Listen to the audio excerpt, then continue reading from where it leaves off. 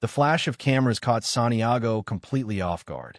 One moment he was lost in the warmth of Colton's arms, their lips meeting in a stolen kiss on the balcony of the exclusive Manhattan event, and the next the world erupted in flashes and shouts.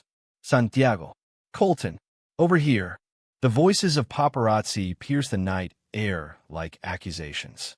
Santiago pulled back, his heart pounding as he stared into Colton's wide blue eyes. The man who had been his secret for 2 years, now suddenly thrust into the spotlight with him. Colton gripped his hand tighter, whispering, "Stay calm, we've got this." But Santiago could feel the tremor in his fingers. They had been so careful. Late-night dinners in hidden Brooklyn spots, weekend escapes, to Colton's Hamptons cabin, never a public hint. Santiago, a respected freelance translator for the United Nations and global tech firms, had built his career on precision and discretion. Colton, the rising star presenter on Global Voices Tonight, a nightly news show watched by millions, relied on his clean-cut image to land high-profile interviews. Their love had started quietly 2 years earlier at a charity gala where Santiago translated for a Spanish diplomat and Colton hosted the event. One shared laugh over bad coffee in the green room led to late texts, then stolen weekends. Now it was all exploding in front of the entire city. By morning, the photos were everywhere. Tabloids screamed headlines, social media trended with their names, and Santiago's phone would not stop buzzing. His mother in Chicago left 3 voicemails, each more frantic than the last. "Mijo, what is this? Call me right now." His father, a retired construction worker who still sent Bible verses every Sunday, had not spoken yet. Santiago sat on the edge of his bed in his small Upper West Side apartment, staring at the grainy image of him and Colton locked in that kiss. The caption read, "TV star's secret gay romance with UN translator exposed." He felt the old familiar knot in his stomach, the one he had carried since high school, when he first realized he was different.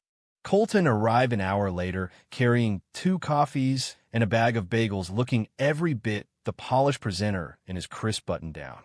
"Hey," he said softly, closing the door behind him. "You okay?" Santiago shook his head. "My family, your network, everything we built." Colton set the bags down and pulled him into a hug. "We knew this day might come. Remember what we said? No more hiding."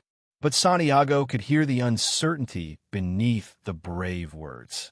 Colton's contract renewal was up in 3 months, and the network had strict family value sponsors. The first call came from Santiago's agent. "Good news and bad news," she said briskly.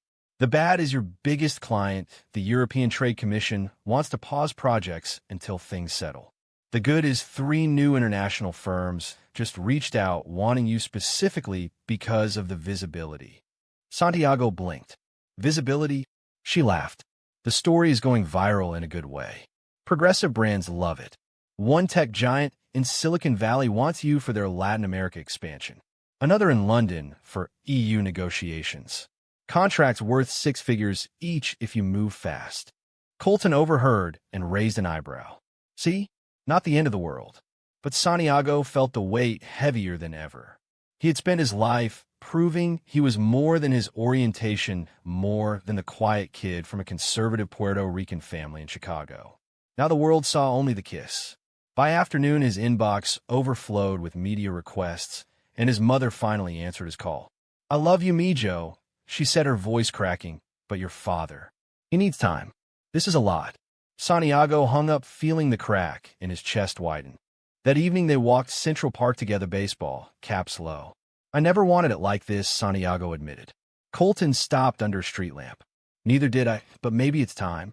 I've been hiding too, pretending the charming single guy on TV is the real me. With you I feel real." Their fingers brushed a small public touch that felt revolutionary. Santiago smiled for the first time that day.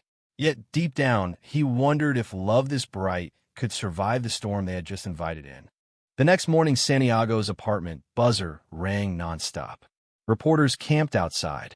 His best friend Marcus, a fellow translator, texted, "Dude, call me. This is insane."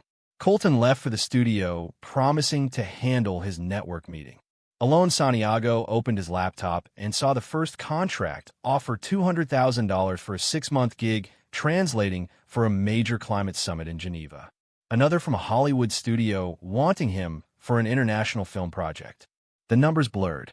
Success was pouring in, but at what cost to the people he loved most?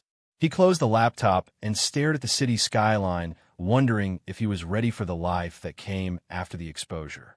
Colton returned that night, exhausted, but smiling. Network wants a meeting, but they didn't fire me. Said the ratings are through the roof. People love a love story. He pulled Santiago close. We can do this together. Santiago nodded, but the knot in his stomach tightened. He had always translated other people's words, never imagining his own story would be broadcast to the world. As they fell asleep tangled in sheets, he whispered a silent prayer for strength. Little did he know the real tests were just beginning. The following week brought a whirlwind Santiago could barely keep up with. His calendar filled with Zoom calls from executives in Tokyo and Berlin, all eager to hire the translator who made headlines. One CEO from a German automotive giant told him straight, "Your story shows authenticity we want for our diversity campaign. The contract is yours if you want it." Santiago accepted 2 of the biggest offers, feeling a strange mix of pride and guilt. Colton, meanwhile, faced his own chaos at the studio. Sponsors wavered, but viewership spiked 20%. Fans flooded social media with support posts like "Colton and Santiago are goals," and "real love wins." Yet not everyone cheered. Colton's co-host, a sharp-tongued woman named Rebecca, cornered him in the makeup room. "You could have told me," she said, voice low. "I thought we were friends." Colton apologized, but the hurt in her eyes lingered. Later that day, a leaked internal memo surfaced online, suggesting the network considered replacing him with a more traditional host. The betrayal stung. Santiago learned of it while packing for a quick trip to Chicago to face his family. They wanted to come out fully on air. Colton confessed over the phone. "Make it a segment. Ratings gold." Santiago froze. "Is that what you want?" Silence stretched. "I want us," Colton finally said. The flight to Chicago felt endless. Santiago rehearsed speeches in his head, but nothing prepared him for the quiet house in the suburbs where he grew up. His mother hugged him tight, tears in her eyes. "You look happy, Joe, that's what matters." His father sat at the kitchen table, hands folded, staring at the newspaper photo. "This man Colton, he treats you right." Santiago nodded, swallowing hard. "He does, Papa. He's kind, strong." The older man sighed. "I prayed for a different life for you. But you're my son. Just be careful. The world is cruel." The words carried both acceptance and warning. That night, Santiago cried in his childhood bed, feeling the weight of generations lift slightly. Back in New York, the misunderstandings multiplied. Marcus's best friend since college showed up at Santiago's door furious. "You didn't trust me enough to tell me? I introduced you to half your clients." Santiago tried to explain the fear of judgment, but Marcus shook his head. "I thought we were brothers. This feels like betrayal." The door slammed, and Santiago stood alone, the sting sharp. Colton arrived later carrying takeout, Thai food, their favorite. "Marcus will come around," he promised, but Santiago saw the doubt in his eyes too. That night they argued for the first time. "You want me to do the on-air thing, don't you?" Santiago accused. Colton ran a hand through his hair. "It could protect us both. Make it official." Santiago paced. "Or it could turn us into a spectacle." The argument ended in exhausted silence, but the next morning brought new hope. An email from a major publishing house offered Santiago a book deal to write his story from shadows to spotlight. The advance was life-changing. Colton received word his contract was renewed with a raise. "See," Colton said, kissing his forehead, "we're building something real." Santiago wanted to believe it, yet the internal crisis deepened. He had always defined himself by his work, by being the reliable translator who never made waves. Now he was the face of a movement he never asked to lead. Friends from his old conservative church group unfollowed him online. A cousin texted, "Disappointed in you." Each message chipped away at the confidence he was trying to build. They decided on a small step, a quiet dinner with Colton's sister Emma in Brooklyn. She greeted them with open arms. "Finally, I've known for months. You two light up a room." Her acceptance felt like a lifeline. Over pasta, they laughed about the paparazzi circus And for the first time, Santiago allowed himself to imagine a future without hiding. Yet, as they walked home hand in hand, a stranger shouted from across the street, "Get a room, fags." The words hit like a slap. Colton pulled him closer. Ignore them. But Santiago could not. That night, he lay awake, questioning if love this public was worth the pain. The international contracts kept arriving, each one a reminder that the world was watching and waiting for their next move. Marcus finally texted back, "Coffee tomorrow? I miss my friend." Santiago smiled, typing yes. Small bridges were forming. Colton surprised him with tickets to a Broadway show, their first real date in public. As the lights dimmed, Santiago leaned into Colton's shoulder, feeling the first flicker of freedom.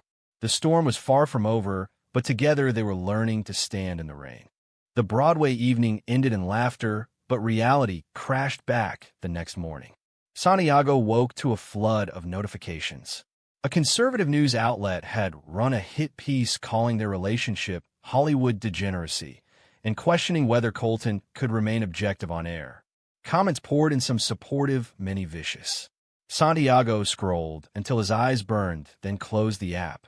Colton was already at the gym, trying to burn off stress. When he returned sweat-soaked, he found Santiago at the kitchen table, surrounded by contract printouts. "We need a plan," Santiago said, voice steady. "I can't keep translating for clients who might drop me if the backlash grows." Colton nodded. "And I can't keep dodging questions at work. Let's do the segment together." They scheduled the on-air appearance for the following Friday. In the days leading up, rehearsals felt like therapy. The producer wanted emotion, vulnerability. Santiago practiced his words in the mirror. "I spent years hiding who I am because I was afraid. Today I choose love." Colton watched, pride shining in his eyes. Yet privately doubts gnawed. Santiago's father called the night before. "Son, I'm proud of you for speaking truth, but your mother worries about safety." The conversation ended with quiet support that still carried fear. Marcus met him for coffee that afternoon. "I'm sorry I flipped out," he admitted. "Seeing you happy makes me realize I was jealous of your courage." Their hug mended the rift, and Santiago felt one less weight on his shoulders. Friday arrived bright and crisp. The studio lights felt hotter than usual. Colton sat at the anchor desk, Santiago beside him for the first time. Millions tuned in. "Tonight we have a special story," Colton began, voice strong. He turned to Santiago. "This is the man I love." Santiago spoke from the heart, recounting their meeting, the secrecy, the exposure. The segment went viral within minutes. Hashtags trended worldwide. By evening, international calls poured in from media outlets in Madrid, Paris, and Sydney wanting interviews. Contracts doubled overnight. A major streaming service offered Colton his own talk show focused on global LGBTQ+ stories. Santiago signed with a literary agent for the book deal. But success brought new conflicts. Colton's parents in California saw the segment and flew east unannounced. His father, a retired military man, sat stiffly in their living room. "Son, I raised you to be a man, not this." Colton stood tall. "This is who I am, Dad. Santiago is my future." The words hung heavy. His mother cried, hugging both men, but the tension lingered. Santiago excused himself to the balcony, fighting tears. He had caused this rift. That night, Colton held him close. "They'll come around. They always do." Yet Santiago wondered if every step forward demanded a sacrifice. Work pressure mounted too. Santiago traveled to Geneva for the climate summit, leaving Colton behind for a week. Late-night video calls kept them connected, but distance amplified insecurities. A tabloid photo surfaced of Colton having dinner with a female coworker, sparking rumors. Santiago saw it mid-meeting and felt jealousy twist inside him. "It's nothing," Colton assured him later. "Just work." The misunderstanding festered until Santiago returned, and they argued in the airport parking lot. "You think I'd throw us away after everything?" Colton shouted. Santiago apologized, realizing his own fears were projecting. They made up with a long kiss right there among suitcases, proving public affection was becoming easier. Back home, a new opportunity arrived. The European film director wanted Santiago as on-set translator for a movie filming in Los Angeles. Colton could guest host from there. The move felt like the next chapter. Packing boxes, Santiago found an old photo of himself at 17 alone at prom. He had hidden then. Now he was stepping into light. Colton taped the last box, smiling. Ready for the next adventure? Santiago nodded, heart full. Yet, deep down he sensed bigger tests waited in California, the city of dreams and illusions. Family wounds still healed slowly. Friends watched closely, and society kept score. Their love had survived exposure, but could it thrive under the glare of fame? Los Angeles greeted them with palm trees and relentless sunshine. The film set buzzed with energy, and Santiago dove into translations for Spanish-speaking actors, while Colton filmed guest segments nearby. Their rented bungalow in Silver Lake became a sanctuary filled with laughter and quiet evenings. International contracts continued flooding, and Santiago now handled 3 languages simultaneously for the production. Colton signed a development deal for his new show. On paper, everything shone. Yet the move brought fresh challenges. Colton's parents visited for a weekend, attempting reconciliation. His father shook Santiago's hand stiffly. "I don't understand it, but I see how you make my son happy." The words were a start. Over barbecue, they shared stories, and for the first time Santiago saw the older man smile. His own family followed via video call, his mother beaming. "You look good together, Mijo." Small victories stacked, but old wounds lingered. One evening after a long day, Santiago broke down. What if they never fully accept us? Colton pulled him onto the couch. "We accept us. That's enough." The reassurance helped, yet Santiago felt the internal crisis deepen. He had always been the steady one, the translator who fixed communication gaps. Now his own emotions needed translating. On set, a betrayal blindsided them. The film's assistant director, a man Santiago had befriended, leaked private text to a gossip site, claiming Santiago used the relationship for career gain. Headlines screamed, "Translator writing coattails of TV star." The studio paused his contract pending investigation. Santiago paced the bungalow, furious.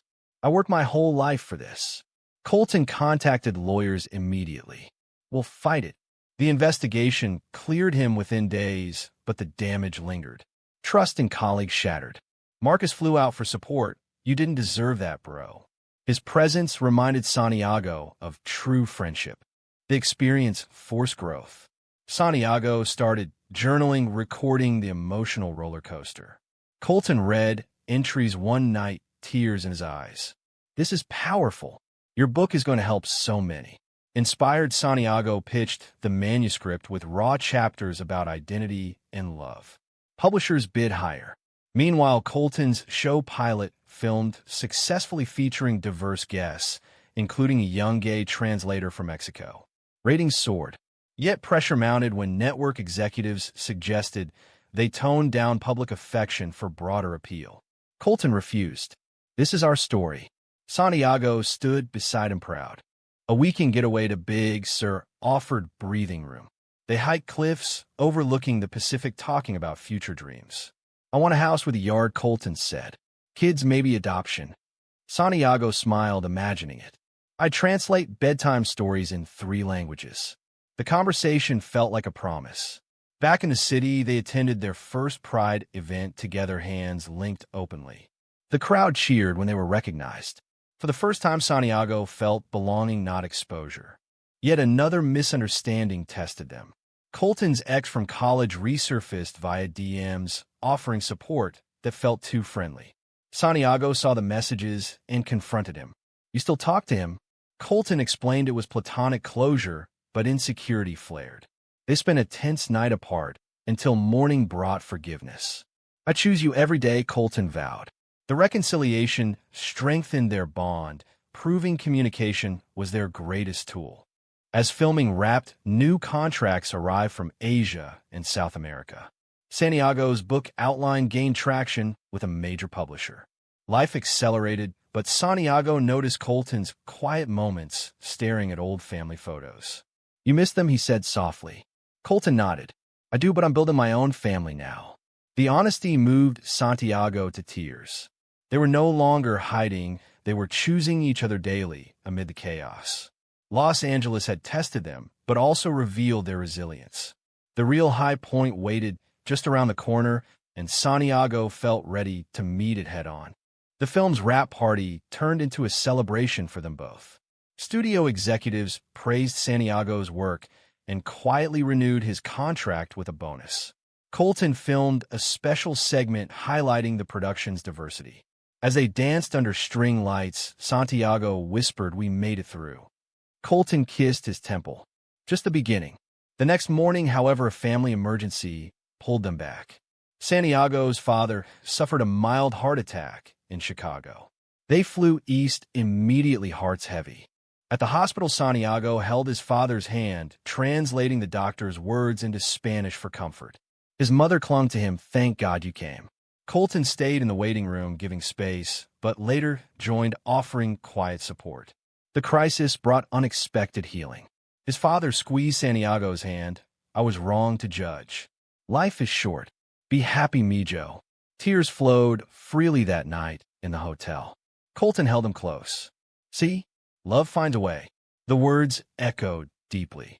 Returning to Los Angeles, they channeled the emotion into work. Santiago finished his book manuscript, titling it "Words Between Us."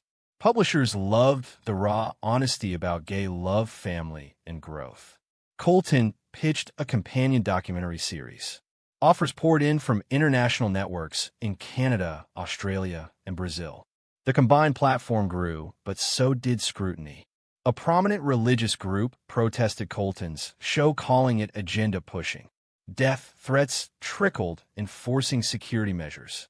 Santiago felt fear grip him one night. "What if something happens to you?" Colton reassured, "We face it together." A surprise betrayal came from within. Rebecca, Colton's former co-host, sold a story to a tabloid, claiming she had warned the network about his lifestyle. The article painted Santiago as a distraction. Colton confronted her on air during a live crossover, exposing the lie with grace. Ratings spiked again, proving authenticity won. Santiago watched from home, proud yet exhausted. The constant battles wore on him. He began therapy, unpacking years of internalized shame. Sessions revealed how much he had sacrificed for acceptance. Colton joined a few, revealing his own struggles with public image. The shared vulnerability deepened their connection. Midway through the chaos, they received life-changing news. A major streaming giant offered Colton a 3-year exclusive deal to host a global LGBTQ+ series with Santiago as cultural consultant. The package included relocation support and creative control. They celebrated with a private rooftop dinner overlooking the Hollywood sign. "This is our moment," Colton toasted. Santiago nodded, but inside he grappled with the scale. Leaving New York roots felt like another identity shift. Friends threw a farewell party, Marcus toasting to the couple who turned exposure into empire. Laughter filled the room, healing old rifts. Yet one final internal crisis loomed. Santiago received a call from a conservative relative begging him to tone it down for the family's sake. The request reopened old wounds. He spent a sleepless night walking the beach, questioning everything. Was success worth alienating blood? Colton found him at dawn. "Your truth is your legacy. They can choose to join or not." The words sparked awakening. Santiago realized he had grown from the scared translator, hiding kisses, to a man owning his story. He called the relative back, politely declining. The decision lifted a final weight. As moving trucks loaded their belongings, Santiago looked at Colton. "No more secrets." Colton smiled. "Only us." The international contracts, now numbered in the dozens, each one a testament to their journey. They had faced paparazzi, family doubt, betrayal, and self-doubt, emerging stronger. The plane to their new chapter in a coastal home near the studio felt like destiny. Yet Santiago knew growth never truly ended. Love demanded daily courage, and he was finally ready to give it. The new coastal home in Malibu welcomed them with ocean breezes and endless possibility. Unpacking boxes, Santiago found the old prom photo again, now framed beside their first official couple picture from Pride. He smiled at the contrast. Colton organized his new studio office, humming show theme music. Their days filled with script meetings, book edits, and planning the documentary. International contracts kept arriving, one from a Japanese network for a bilingual series, another from Brazil for live event translation. Each email felt like validation. Family visits became regular. Colton's parents drove up for weekends, bringing peace offerings and tentative acceptance. Santiago's mother flew out for the book launch party, her proud hug erasing years of worry. His father sent a handwritten letter. "I see your strength now. Love you, son." The words healed deeply. Marcus visited with his new boyfriend, turning old friendship into chosen family. Even Rebecca reached out, apologizing the betrayal mended through honest conversation. The book launch became a media event. Word between us hit shelves to glowing reviews. Readers shared stories of their own awakenings, moving Santiago to tears at signings. Colton hosted the event on his new show, interviewing guests who credited their courage to the couple's example. Ratings shattered records. Yet amid success, they faced one last high-stakes decision. A conservative sponsor threatened to pull funding unless Colton distanced the show from personal politics. The team debated for days. Santiago advocated standing firm.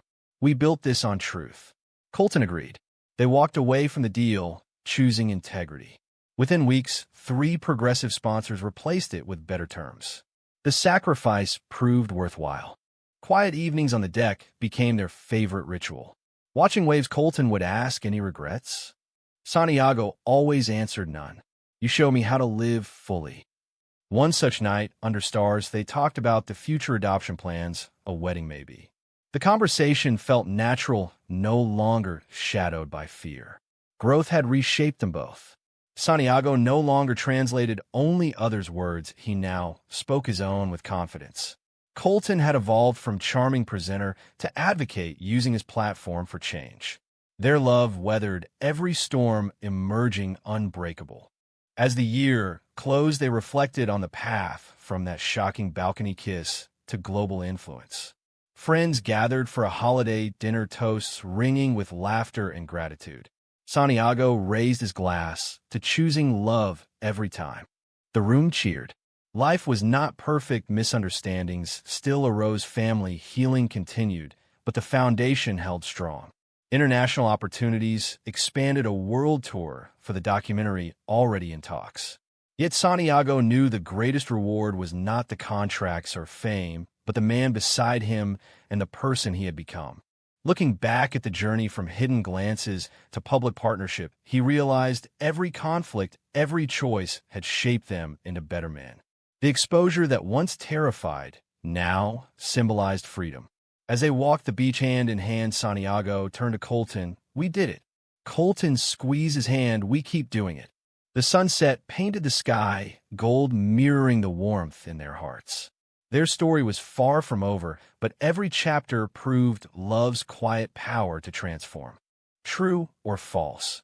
Facing your greatest fear publicly always leads to unexpected success and deeper love.